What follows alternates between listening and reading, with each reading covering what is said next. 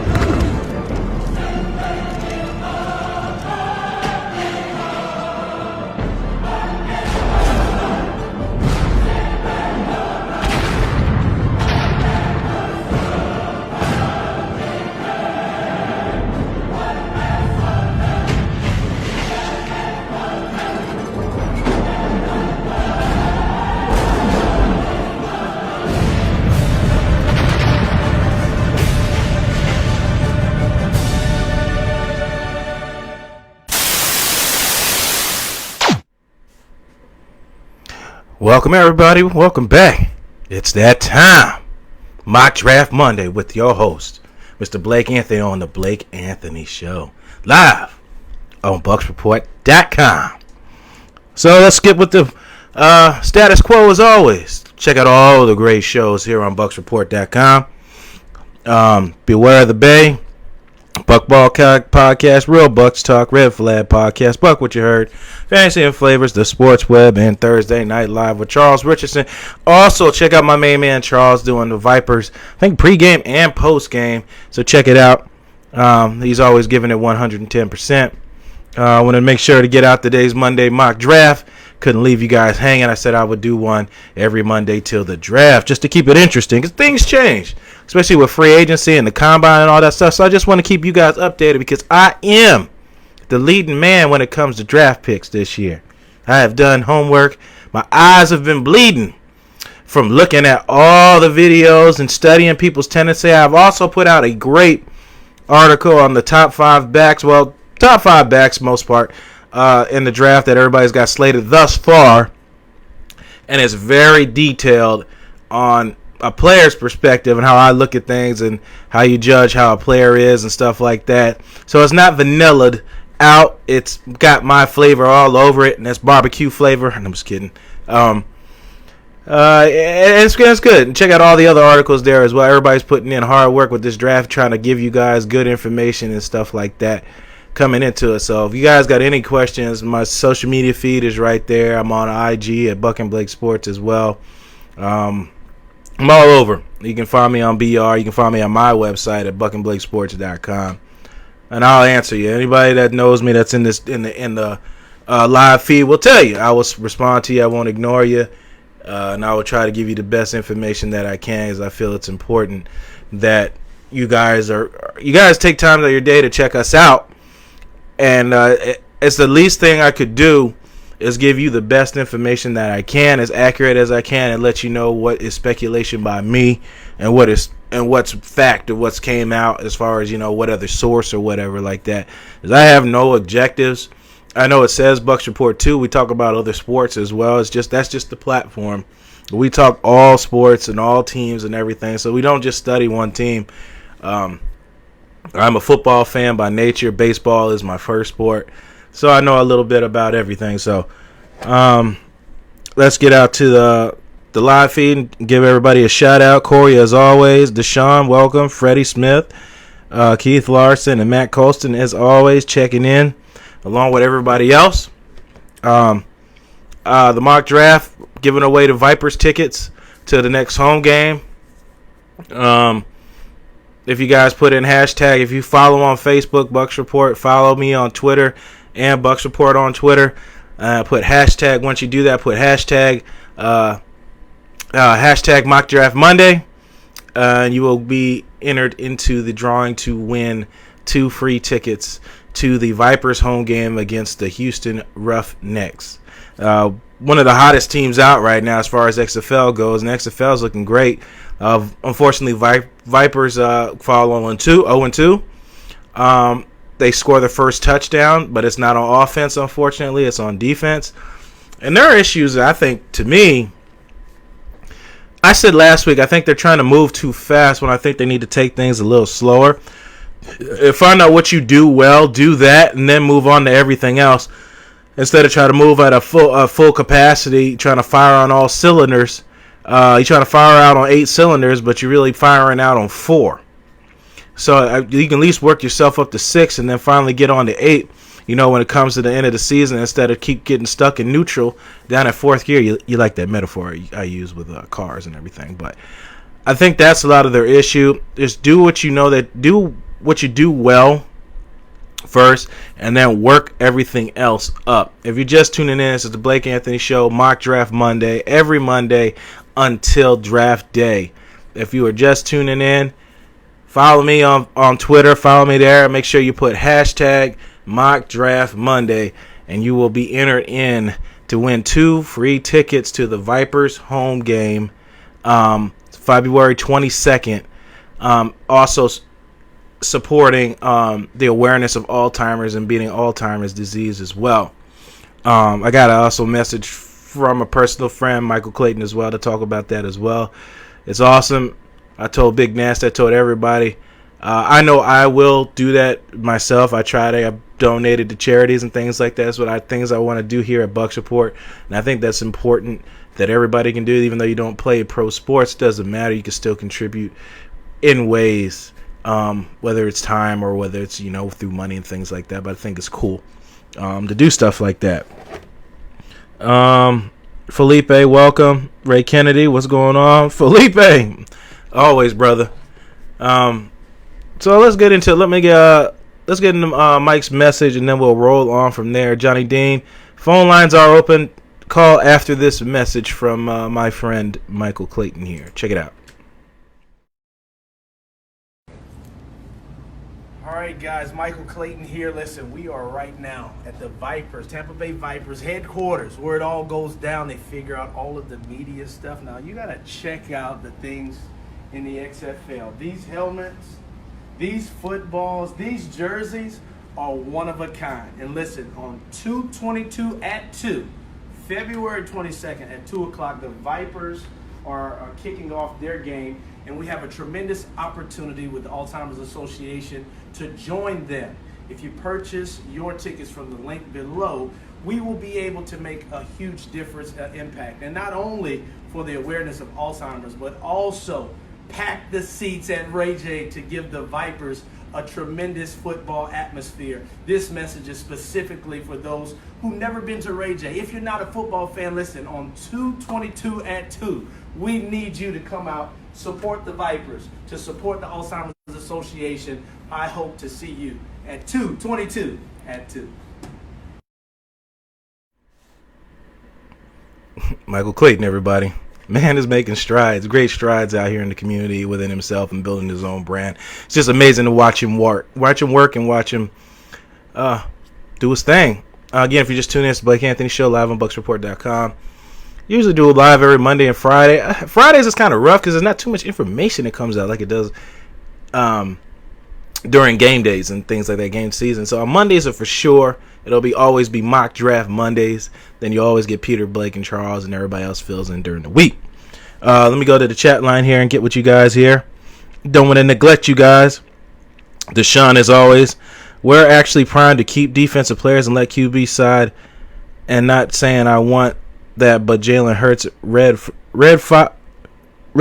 Oh, sorry. Stopgap might work. I got you. If Jalen Hurts can make all the throws, but that's always been his issue, Deshaun. He can't make all the throws, and when teams play man and take away his running ability, that's always been his Achilles heel.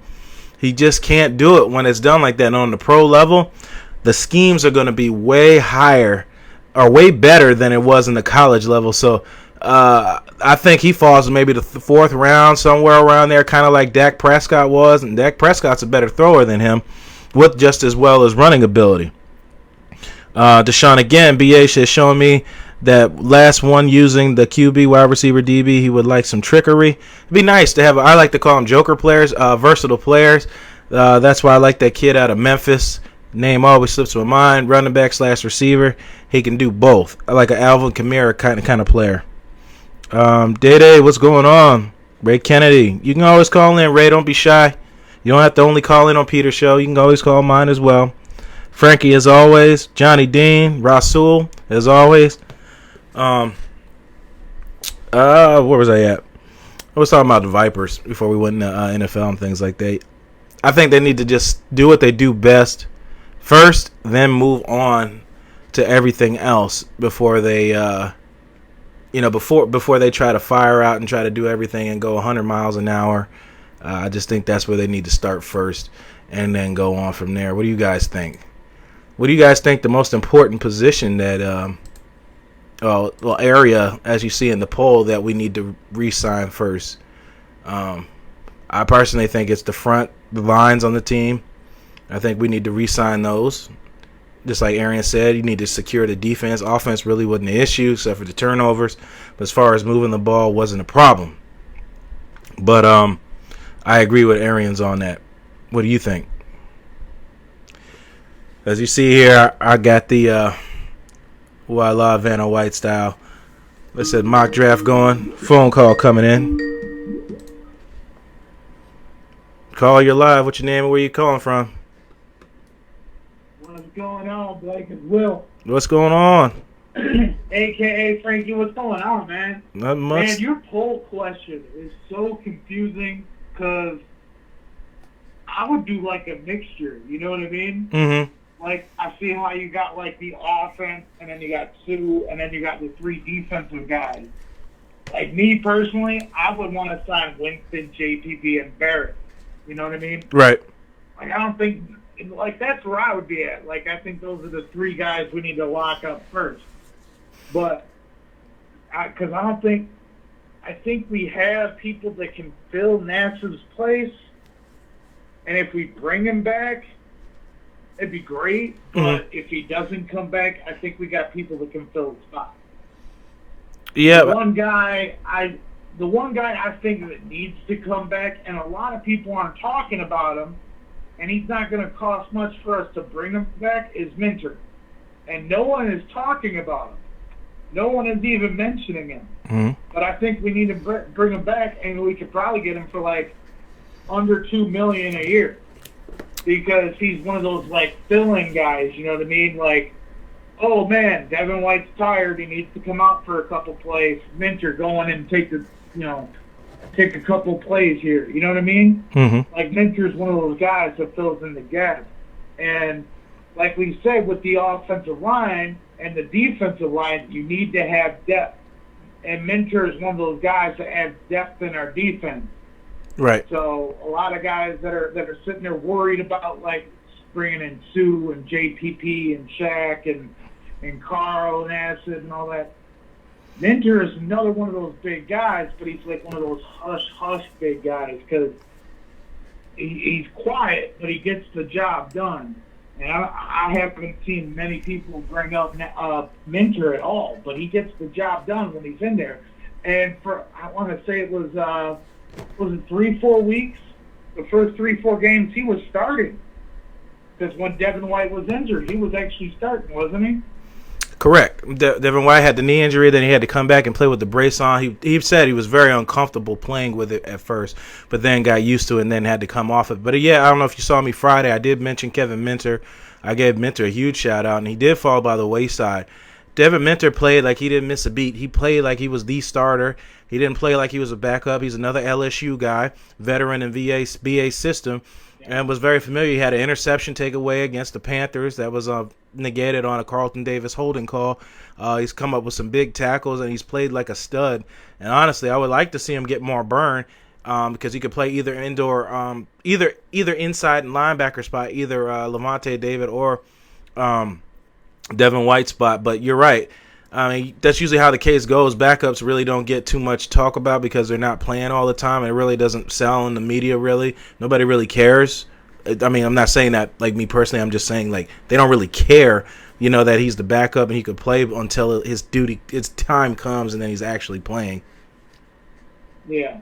But Minter is one of those guys that adds depth in our defense, and I'm sure there's guys like Johnny Dean that may have mentioned it once or twice, because Johnny Dean's like, there's a reason that we call him the professor. You know what I mean? He knows a lot about football, but he's one of those guys that we need to re-sign.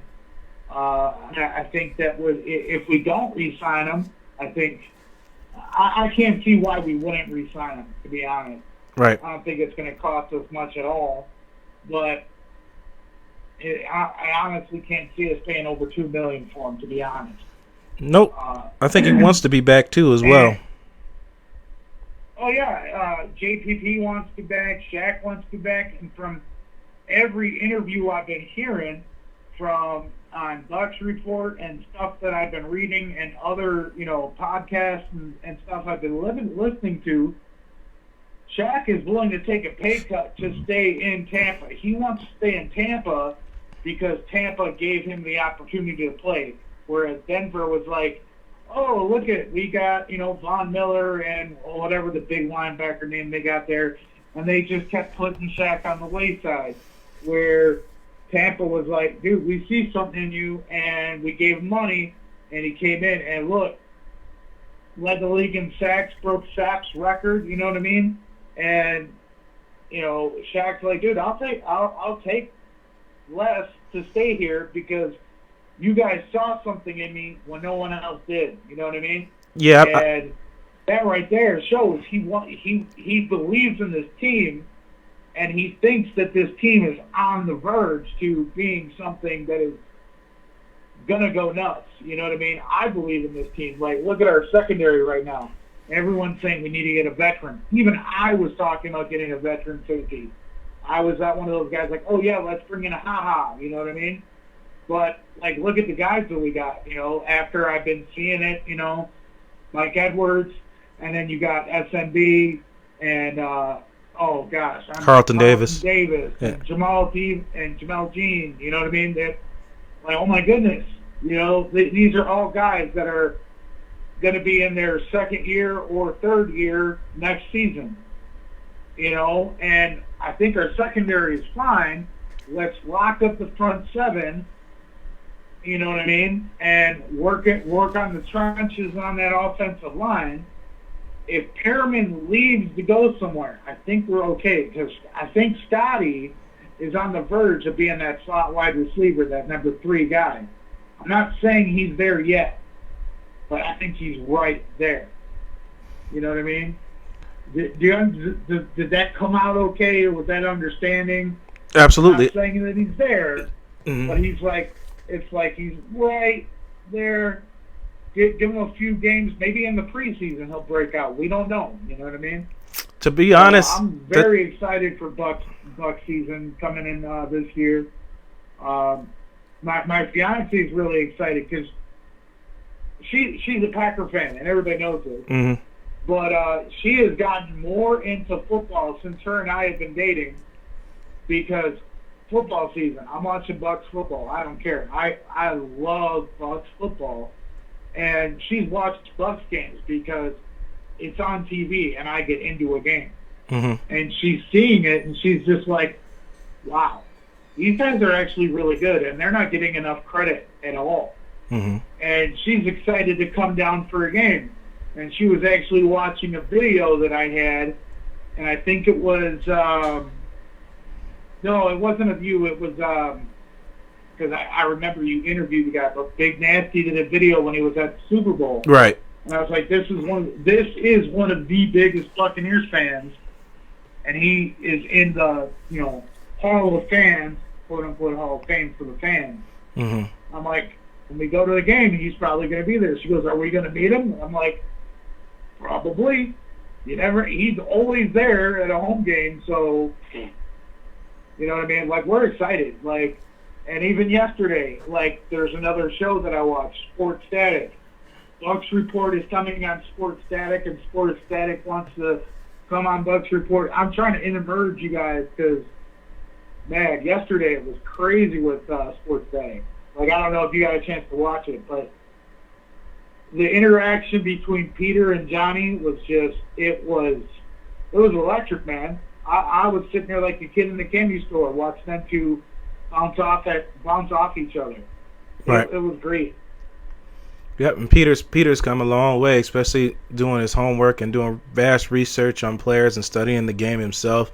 So it's awesome to watch Peter evolve. His broadcasting skills were always great because he went to school for that, but his football knowledge and learning everything has came a long way, rubbing off on myself, Johnny Dean, and others that have played the game beyond high school level and things like that. But, yeah, Big Nasty should be there. I think he's on the north side. His tailgate is. If you guys are coming, I could arrange something for him to try to find you guys or something like that, because I had Big Nasty on here. He called into the show. I didn't have him live. He called into the show. And he was talking about his Hall of Fans situation and everything like that. So it's good for him because he does a lot in the community that people don't know about. He does charities all the time. And him, Mike Clayton, a lot of these guys, they all still live by Tony Dungy's motto, is to always help somebody else out in need and try to give people second chances and things like that, and try to leave the world a better place than from when you're left it. And Kevin House is still down in that area even. Correct, yes. Yeah. Mm-hmm. And I think, from what I remember correctly, the Bell family is still down there too. Everybody still, a lot of people. I remember. Yep, everybody still tries to live off that Tony Dungy motto. Yeah, Tony Dungy, man, that man is one of my heroes, and I was sad to see him go. I was really sad to see him go. I felt he got done pretty dirty, and I was kind of upset. I was glad to see the Super Bowl because I wanted a ring. But I felt we did him pretty dirty when we let him go. But I was glad to see him get a ring. You know what I mean? Because he deserves it. He's one of the nicest guys like I personally ever met. He is one of the nicest guys. I met him with my grandfather. I think I told you about this. He even asked if he could pray for me. I was like, wow, like this guy is great. Like stand up human being, man. Yeah. What do you got for mock draft coming up, man? My personal. Am I interrupting your mock draft? No, mock draft's rolling as we're talking. I don't know if you can see it. The full draft. I have the Bucs mock draft up there. I'll post it after a while. Well, it's showing on there, but me personally, in this one they moved the stats around a little bit. They had Kinlaw going a little earlier, and then they had us picking up Tristan Wirfs from Iowa. And then coming and getting Jonathan Taylor in the second round. Tristan Wirfs? Yeah. Tristan Wirfs fall in the 14? I don't see that happening. A lot of people I see that boy going in the top 10 easily. You think so? It all depends. It all depends on somebody's system, what player they think is like. But then you got the depending on combine stats, things like that. I don't know why people put so much stock in the combine. You know what I mean? But then again, look at the combine. If it wasn't for the combine, people wouldn't see. Look at DK Metcalf. Not many people knew who DK Metcalf was until the combine. Dude put up amazing numbers in the combine. Well, why is that? He got drafted in the first round. Well, you know why nobody knew about him? Because he couldn't stay healthy. He barely played any games at Ole Miss. Well, yeah, but. He put up them amazing numbers, and he's actually he lived in the area where I'm at because his dad played for the Bears. So he grew up in this area where I'm at because his dad played for the Bears. But man, I'm sitting here dude, how come I don't know? I don't even know who this guy is. And he went to a big school, and he puts up these huge combine numbers, and I don't know why people, put so much stock in the combine. That's just me. It should be what are you doing on the field? Example, let's look at Tony Mandarich. I hate to always bring up Tony Mandarich, but, man, that guy was great on the field. He did some good combine numbers. Man, it was a bust. It was a flat-out bust. Well, one name comes to mind is Mike Mamula, and the Eagles took him over Warren Sapp because Warren Sapp's smoking weed, and him Mike Mamula was a combine champion, which happens. It goes both ways. Some people move up and get noticed because of the combine because they didn't have enough tape for injury or whatever reason, and there are those who are combine warriors, and then they get out on the field, and it's the exact opposite. They look like Tarzan and play like Jane. Yeah. So it goes both ways. It's tomato. It's hard to say, and there's no real significant way. And then there are players that are good, then they get stuck in bad situations. They try to make an apple and orange or an orange and apple when you just let a player be play the player to their strengths. A buddy of mine and I had the same debate. We still have this debate, and there's some people that disagree with us, and that's fine. But look at the draft when Peyton Manning went to the Colts. When Peyton Manning went to the Colts, he had Marvin Harrison, he had Marshall Falk, he had Zach Crockett, he had Ken Dilger. He had a decent offensive line. He had a second wide receiver. Who was it? I can't remember. I don't think Reggie Wayne was there yet. Was Wayne there already? No. I think I might have been Reggie Wayne, but I could be wrong. I know Marvin Harrison was one of them. Right? Mm-hmm. And then who was the number 2 quarterback? Ryan Leaf. Ryan Leaf goes to the Chargers. Mm-hmm. What did the Chargers have? Chargers didn't have anything. They had nothing. And I sat there and I was like, me and my buddy had this debate. I was like, dude, if you flip-flop those, Ryan Leaf went to Indianapolis and Peyton Manning went to San Diego, do you think Ryan Leaf would have lasted a hell of a lot longer in the NFL? I can almost guarantee it because he had a line blocking for him. Mm-hmm. He had weapons to throw to. He had attitude problems, but at least his confidence would have been somewhat better because he had weapons to throw to. He had guys that would block for him. But, that's like you said, tomato. Yep. That's just one thing that I'm always going to say. If that pick would have been flip-flop, Peyton Manning would still be around because the man was amazing. He would have made something in San Diego. Yeah, and Jerry Rice should have been a Bengal, but you know what I mean? I mean, Barry Sanders should have been a Packer, but Anyway, man, I love your show. I love to keep calling and talking to you. I love talking football, especially Bucs football. I bleed red and pewter. To my heart and soul, man. It's in my DNA. I'm a diehard Bucs fan, and man, I can't wait to see what you're going to be doing for the rest of the upcoming season, and really looking forward to next season with you, man. Can't wait to see you in person at a game because we're looking forward to coming down to Tampa for a game. I can't wait. I'll be here. Looking forward to seeing you, Will. All right, man. All right, brother. All right, man. Take care, buddy. You too. Deshaun, he says, look, I remember you saying players don't give discounts to bad team, and it's true. His family and his career, he will need to be paid. I did say that, and when I said that, I mean if we're talking about, I think we're talking about Nassib, right, Deshaun? When you're an outsider looking in, he's not an outsider anymore. He's been here. He knows what they believe and what they feel about him, or whether or not their situation is. He knows whether he's going to succeed in this because the Cleveland gave up on him and let him roll, and he played. I always liked him. I knew his brother played quarterback for the Giants at the time, and I thought the Browns were foolish to let him go to bring some veterans that didn't quite work out for him when they should have kept up what they had. But that's water under the bridge. What I mean by that, a discount, because he's been here now. He's been in the system. We gave him a chance. He flourished and was able to make a name for himself to make some more money. That's what I mean by he should stay humble, just like I was thinking about Brashard Perriman. NFL was ready to give up on Brashard Perriman. I'm not sure. I'm not going to say that about Nassib, but in Perriman's case, and a report came out said it might be tough keeping Perriman. Lee was ready to give up on Perriman. Then you came to a system that flourished you and found ways to make you succeed.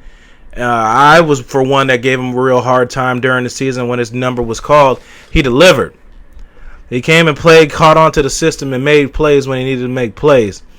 Now, if you want to run off until the sunset, and sometimes the grass ain't greener on the other side. So, I mean, if you're leaving just to get paid, I don't think teams are going to send the farm at you with no type of protection on their end if you flop again, which is a strong possibility you could flop again because he played one good season.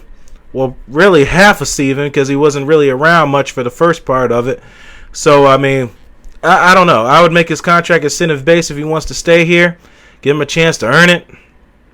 I've got nothing bad to say. I'm glad he flourished. It usually takes 3 years for a wideout.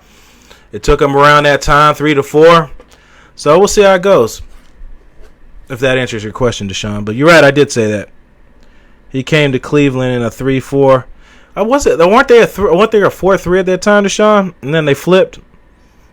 Oh, Deshaun, you talking about the draft? I'll post it. It's rolling. I could post the final finale. Give me a second here, because I keep letting it roll.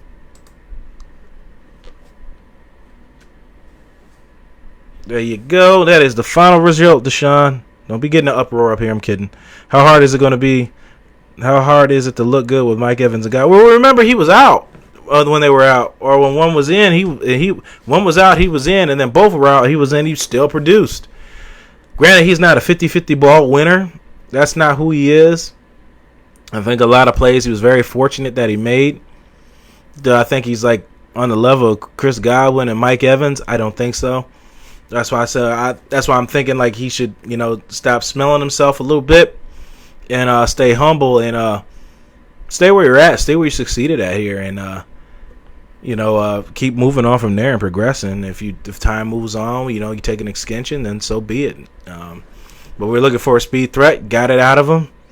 Scotty Miller, I think Will was talking about that. He gets hurt a lot. He's shown potential, but I'm not ready to slate him or can't crown him king for anything that he hasn't earned quite yet. And if you're just tuning in, it's the Blake Anthony Show live on BucsReport.com. Doing Mock Draft Monday. Every Monday until the draft. If you are new, follow me. Follow Bucs Report on Twitter. # Mock Draft Monday. This week and this week only, you'll win 2 free tickets to the Vipers home game February 22nd, as my friend Michael Clayton said. 2:22 at 2. Check that out. Going to the chat line here a little bit. Well, you can't get an OT and free agency without overpaying. Good reason, because people don't give up offensive linemen. Caller, you're live. What's your name and where you calling from? There's Johnny Dean in Pittsburgh. There he is. You have the floor. You know how I feel about the offensive tackle. You gotta draft offensive tackle first round, man. All this free agency talk about offensive tackle is ridiculous, man. You're already starting a guy out as a max deal. When you go into free agency for offensive tackle, you're going to have him at a max deal, which means you're not going to re-sign him to a future contract. Mm-hmm. So, what good is that? Because the offensive tackle is supposed to be on your team for 10 to 13 years. Yep, barring injury or something crazy happening. Absolutely. Exactly. We've already got $30 million tied up with 3 players. Why in the hell are we going to go and try to throw another 30 on there? Yep, just an offensive line. I don't get it. And this is the draft. A lot of drafts don't have good offensive tackles. A lot of drafts is so shallow at offensive tackle that you probably have to go out and get one in free agency. Mm. This is not that draft. This draft is great with offensive tackles. It's great for the trenches. If you watch the Senior Bowl, you saw the North team just dominate with their line, man. Completely dominated. The line dominated. I mean, the skill positions, as usual, always go to the South. South guys get to play longer. Right. So they can the skill players get to develop those skills better. But, man, this is the year for the trenches, man. If you don't go trenches this year, then you're never going to go trenches, and you're always going to be sucking hind tip. Yeah, this is the year to get some offensive linemen, and you can get some interior alignment too. I think we talked about that last time, Johnny. There's a possibility that you could move Kappa to tackle, and you don't have to spend high on a draft pick. It's a possibility for how they feel. It's really how the Tampa Bay Buccaneers feel in that situation there. And you can get a guard late. You can still get a tackle late. But I agree with you. We already got money. If Becton is there, and we don't take him, I'll have apocalyptic attack, dude. I'm sorry. I'll fall out. I'll just start following XFL only from then on. No, that's a joke. Yeah, but he's a big monster of a man, and then people run around him because they're scared to get in front of him. So he reminds me of kind of like what the Ravens draft. Go ahead. That would put 4 offensive linemen with nasty attitudes on our line. That would be great. You know, who wants to mess with that line like that? Who wants to mess with 4 Donald Penns? Yeah, he was a vicious offensive tackle, but then they'll just put all the pressure over to Donovan Smith's side because they know he plays to get in people's way. He's not trying to move anybody. Yeah, well, we could allow for that. I mean, no team has 5 all-star tackles. You know what I mean, or offensive linemen. Mm-hmm. Not even the Great Wall of Dallas. They had a weak spot too. So. Yep, they did. That from that one year, I think a lot. Fredrickson stayed. I can't remember that. Ron Leary left. He was one of their guards. Yep. Larry left and went to Denver and wasn't quite the same. And the Dallas offensive line hasn't really been the same since. They moved that other kid from LSU that had some legal issues with his girlfriend being killed. They moved him from guard to tackle, and they've been switching around linemen. But, yeah, I agree. It hasn't been quite the same. Of course, Tyron Smith on the left side is always going to be a Pro Bowl left tackle. But you're right. You don't have all 5, and they all. Sometimes some games are better than others. But you definitely got to secure the line. Your quarterback was hit way too many times. You have a pocket quarterback, and then you don't have a pocket-type offensive line. So, I mean, yikes. Yeah, but just for everybody that keeps talking about Jake Conklin, man, we can't afford that stuff. You can afford that if you're going defensive tackle or defensive lineman for 1 or 2 years on a contract, and because they're always in the draft. You can always go back to next season and redraft that spot. Offensive linemen are not always in the draft. You don't ever see this many good offensive tackles in the draft. That's true. That's very true, and that's the reason why you got to overpay in free agency, and people don't trade you. They don't trade their linemen. It's going to be interesting. The way Bruce Arians says, reading between the lines, he said our focus is focusing on re-signing our guys on the front 7 because he wants to keep them together. So that leads me to believe you want to go offensive line first with your first pick, barring some type of big player falls down to 14, then you start talking about your options. But otherwise than that, I really think they're going to go offensive line first. I think so, but I think they'll go with you and possibly go running back in the second round, depending on who falls. We'll see. It all wait and see, especially after the combine and after free agency. A lot of our opinions are going to change. Well, I'm pretty set on my opinions. My opinions after the Senior Bowl anyway. So the underwear Olympics don't mean shit to me, dude. It has never meant. Look, Khalil Mack dropped was supposed to drop because his 40 time was bad. Remember that? Yep, out of Buffalo. Yeah. So the underwear Olympics don't really mean anything. That's for to check times and stuff to see if that's for coaches to go out there and evaluate to see exactly how physical these guys are. That's all it is. They've already made up their mind after the Senior Bowl too. Right, true. That's true too. That reminds me of Buffalo when they came out. We ended up getting the other Buffalo off pass rusher was Steven Means. He was the other pass rusher with Khalil Mack, and that didn't quite work out so well. So I have nightmares thinking about that. I was so mad when the Raiders took Mack one spot ahead of us, man. I was like, oh, you jerk. It's always one spot ahead. We were one spot away from picking up Calvin Johnson. Yeah. Man, that would have been a dream. Who did we have throwing to him at the time, though? Was that Garcia? Yeah, well, Jeff could have handled it, but Jeff was only there, 2 years? Yeah, I think it was Garcia. I don't think it was Gradkowski era yet. Bruce Gradkowski, I'm not sure yet. That was the same draft where Adrian Peterson came out. They were all in that same draft, and we ended up taking Gaines Adams. Yeah. The late, great Gaines Adams. Just for the people who keep wanting Conklin and these offensive linemen and free agency, please, man, come on. We're building for the future, not just for a one-and-done team. We got to build for the future here. Yeah, I think I put Friday 19 free agents. You got to worry about re-signing your guys in your own house first before you start going outward. And Exactly. definitely on the defensive front, I think everybody's. I mean, who are you set on letting go on defense? Are you set? A lot of people, I think Deshaun was set on Nassib and Sue let going, and then you re-sign everyone. I can see NASA. I can see NASA being gone. I don't want to see it, but I can see that. Mm-hmm. I don't know if JPP's going to retire or not. I think we're going to draft some defensive tackles in the draft. JPP is not going to retire till he. JPP is not going to retire until he reaches that 100 sack marker. He wants to get to the 100 sack club, and I think he's only 20.5 sacks away from it, and he damn well can get it. He almost got double-digit sacks this season, missing half the season, so I think he can get it. I think he's got enough left to reach that. Might price his way out. To me, Sue's done. I'm just looking at him on social media. He's out celebrating, having partying, which he can do in his free time. I just don't see that he's mentally preparing for another season. I just don't see it. I thought that when he came in, because you remember how he came in. He was over in Europe getting married and all that stuff, and was just like real hesitant to even. It seemed like he was hesitant to even just get to play anymore. But the only reason we got Sue is because of oh my God, our defensive coordinator. I'm having a bad day, dude. What are you talking about, Mike Smith? Oh no, you talking about Bowles? He wanted to play for Bowles. He wanted to play for Todd Bowles. Yeah, he wanted to play for Bowles. Yeah. Yep. Yeah. Just like Jamal Adams. A lot of these guys are going to want to play for Bowles too. You already heard. It's not hard to get people coming in. You heard Jamal Adams already say that from New York. He said he wants to play for Todd Bowles.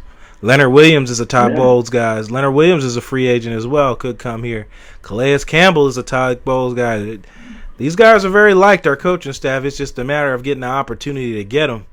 So I can agree with you on not overpaying on players when you got other studs that you can pick up elsewhere that want to come play for this coaching staff. Exactly. All right, man. That's it for me today. I'm going to chill out. All right. Comments. Nope. No problem, Johnny. Take it easy. Bye. Johnny Dean, everybody. Johnny Dean. Anybody else want to call in? Deshaun, you've been feisty today in the chat. By all means, call in.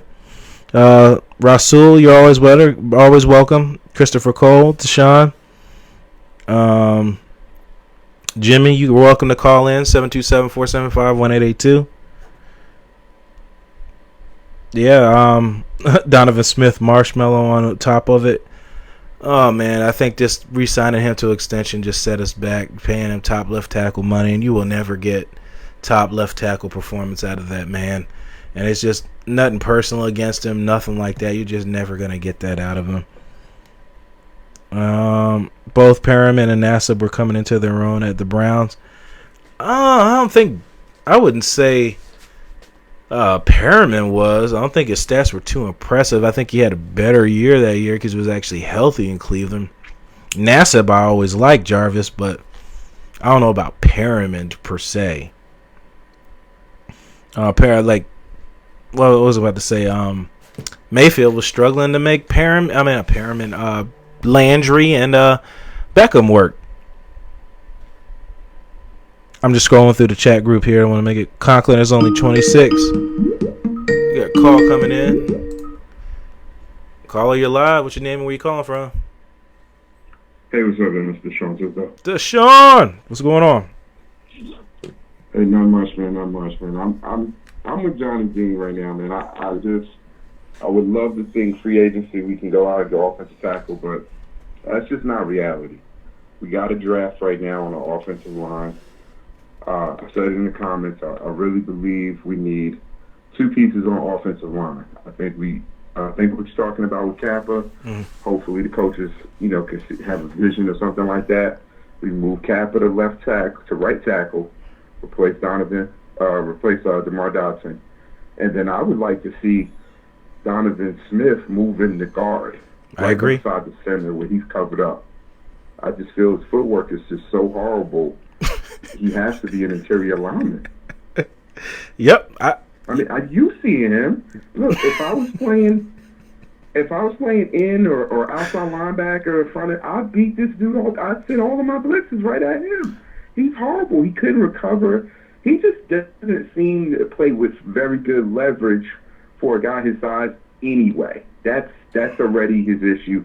And then when you don't have good leverage and you also have bad footwork, I mean, he's a snack. You know, I mean, look, when you get Cameron Jordan? Cameron Jordan. Or who was it? When they were like, hey, come on back because he got signed? Yeah, he said food solidified for another 5 years. That's what he said. Yeah, it's like, I'm like, dude, that's come on, you're a man first. You know, you come out here, you put your shoes on just like these other guys. And I'm not saying these guys are pros, but come on, you know. He's the epitome of we overpaid him because we needed to keep him, but he's not a top-notch player. And if we're at the point where we can now get players that want to come to Tampa from the defensive side, they see it. Players can see the writing on the wall, you know, of things that are going well for a team and getting the collective. They can see it before it actually materializes on the field or the stats say it. And I really just think that Sue's gone. I'm agreeing with everybody that's saying Sue's gone. I really don't feel like he wants to be here. And if he does come back, I think he's at a $15 million per. And I said this a long time ago. I don't know if you remember when Sue was talking about Vita Vea, and he said it, and it's just reading between the lines.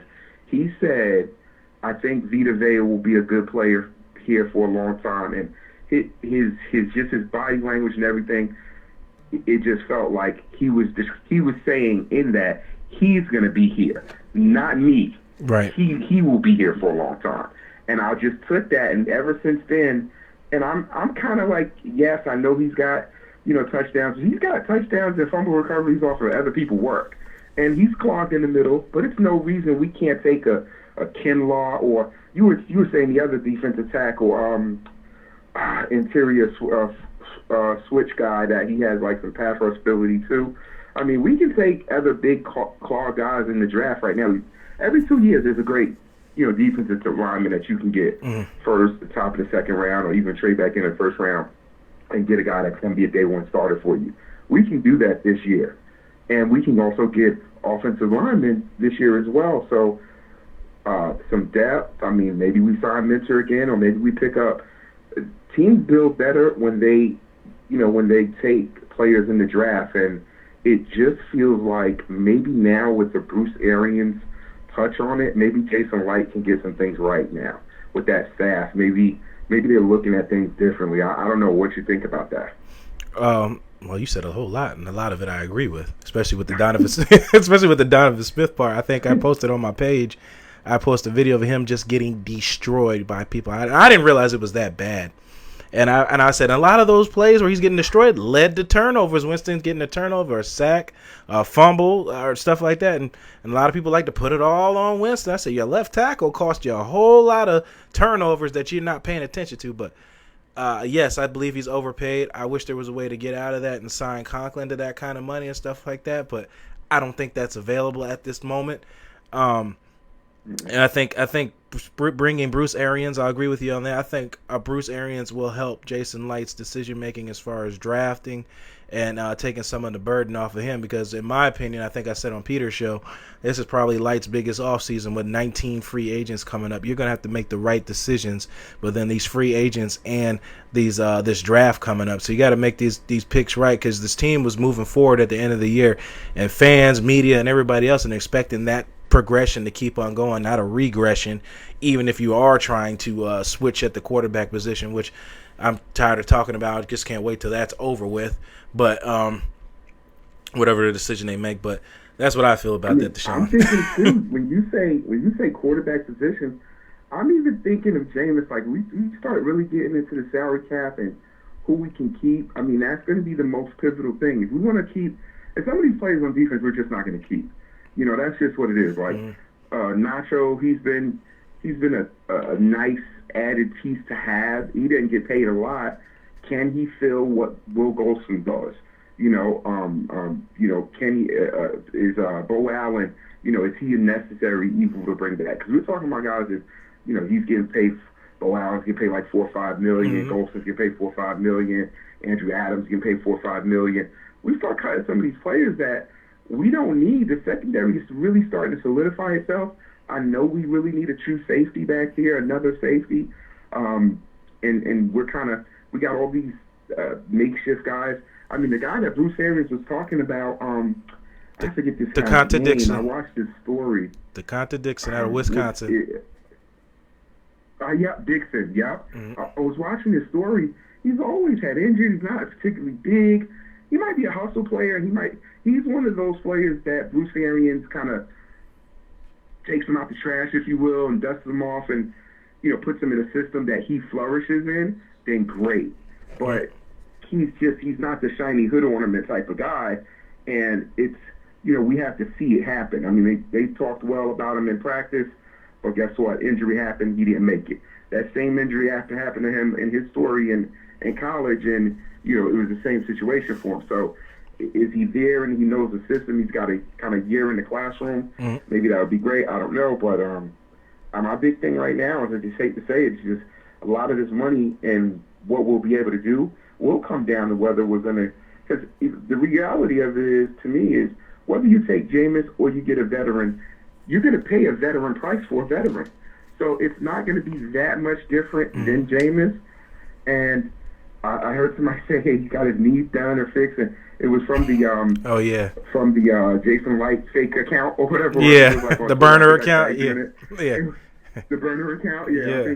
So I'm like, wait. So did Jameis really have a knee issue? And then he also got LASIK. So I'm like, wait, is he? In my eyes, I'm like, wait, could he really be better? Because if he could, then I'm like, maybe we should keep him. He can see now, and his knee is better. They got that leg. Yeah, he got that leg done. He got that LASIK now. I'm like, I don't want to go get a new guy. I mean, listen, aside, he's done good. He's done bad. At the end of the day, I've seen the same Phillip Rivers do stuff, and he costs the Chargers games all the time. I mean, he's won games for him, but when you're in the team that you're used to losing, or you have a losing mentality that you're coming from, every time you see a mistake, you collapse in on yourself, and you start eating on yourself. But when you're winning and your culture is winning, a problem happens, and you're like, hey, let's get back to winning because your culture and your mentality is winning. I think Bruce is bringing that in this year, and I hate to say it, not even hate to say it, but it looks like Vernon Hargreaves was a part of that losing culture, and maybe even Gerald McCoy was a part of it too, because I think he was just thrusted into a role as a leader, and he's not a JPP. He's not that type of leader. You can't, I mean, as much as I like games or cartoons or whatever the hell, I can't have my leader of my NFL defense running around talking about he's Batman. That's just what it is. He can't run around talking about he's Batman. I'm sorry, Gerald. That's just, he's not going to do that. You got, and I'm sorry, all these guys got hobbies, and I know they're young guys, but you ain't Batman, dog. I need you to come out here and be a killer out here. You be over here trying to be Batman. What about the Hulk? You're a superhero with no powers. I'd at least be a superhero with powers. Come on. Oh yeah, and also, hey, man, it's great to call in, man. I'm gonna get off and listen and just get off and listen and see what the comments are saying. No problem. Always love having you here, Deshaun. No problem, man. Thanks. Yep. Go Bucs. Love hearing from these guys, man. It's awesome. And the other part I've missed out for saying with him was I agree with you guys moving Donovan Smith to guard because he doesn't have the footwork, man. He gets tore up. It's bad. Sometimes just seeing him getting tossed, I'm just like, as a man, like, how you gonna let somebody just do that and go, oh, shucks, I'll get him next time? What? I'd be mad as hell. And even if he can't pass block, I'd be like, okay, well, maybe he's a great run blocker. No, it's the same attitude when you're run blocking. He ain't trying to hurt nobody. He's just trying to get in front of you, and hopefully he blocks his man. And if you're just tuning in, this is the Blake Anthony Show live on BucsReport.com. Follow the 64,000 on Facebook. Add me on Twitter. Mock Draft Monday. There's it up here, Vanna White style. The mock draft for the week. It'll be different next Monday, I can assure you on that. Hashtag Mock Draft Monday on Bucs Report Twitter, but on mine. And for a chance to win 2 free tickets to the Vipers home game 222 at 2. I'm going to go to a couple of these, and then we're going to get out here unless somebody else wants to call in. D. Smith can be released. Any player can be released. I feel you, Deshaun. Rasul, I feel you. You're like over Donovan Smith right now. The Buccaneers left tackle Smith agreed to a 3-year deal. A team announced NFL's Mike Garafolo reports Smith's contract is worth $41.25 million with $27 million fully guaranteed.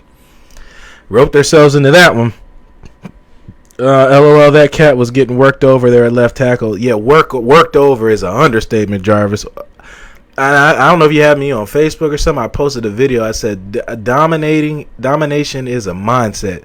Some people got it, some people don't. And I sent it to you, man. The video is just horrendous. I was like, how are you getting tossed like that? I mean, just tossed. And these ain't like Khalil Mack doing it, like a Hall of Famer doing it. You getting tossed by average players and bums. Get riled up, man. Talking about offensive lineman. So you expect the team to eat $27 million cap? No, Johnny, that's what I said. We're roped into that one. That's on Jason Light and the gang on that contract. Buccaneers left tackle. Okay, you sent that. If anything, Smith's money's guaranteed. Uh-oh, got a call coming back in. Call you live. It's Johnny again, man. Yep. Okay, I want to clarify this stuff with Donovan Smith getting cut. Donovan Smith cannot get cut. The Bucs are not going to swallow $27 million in cap space. If they did, they sure as hell wouldn't be able to sign anybody with that cap space already wasted. Mm-hmm. So, cut Donovan Smith stuff, that's crazy, man. You cannot. They've already put themselves in a corner with that. They can't do anything but fulfill the 3-year bargain. And we got 2 years left on it. Nope, that's why I said the Bucs kind of put themselves in a corner with that contract, made it Donovan Smith friendly contract. So you can't get out of that one. Because it would be nice if there was ways to get out of that and go ahead and pay Conklin. I'd be loving that. I think you would even agree with that, to get that money off and give it to Conklin. Absolutely. If we had the cap space was there and we weren't roping ourselves into all right, look, if they did sign Conklin this year, this is what they would have to do. They would have to backload his contract, which would eat up cap space for the next 2 years because we already got too many front-loaded contracts. I see what you did there. That is possible, yeah, if they did do that. They backload it, but then it comes back to bite you, and if you got somebody else later on that you got to pay, it could burn you depending on what your contract situation. Exactly. Yeah.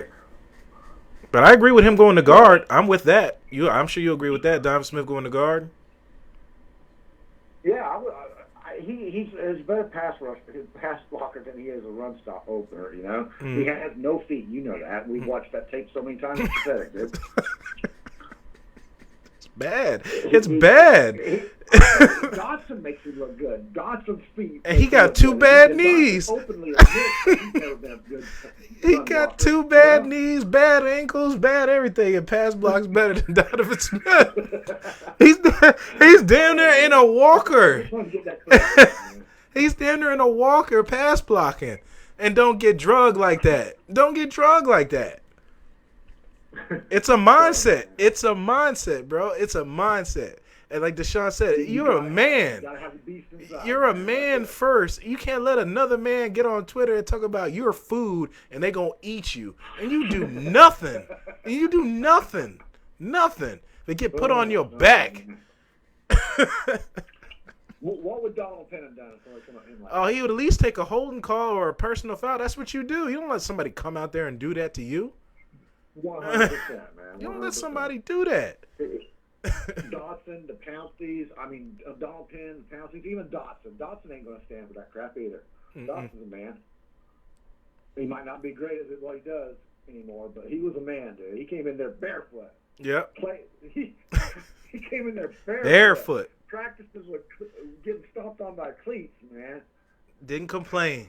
Never quit. Never missed games. Made the team barefoot. Yep. Didn't quit. Didn't leave the games. Hardly missed games. That's why I got nothing bad to say about Damar Dotson. I will never say nothing bad about him because he performed for this team with no expectations and has played in this league for a long time and was at one point a top 10 right tackle at one point.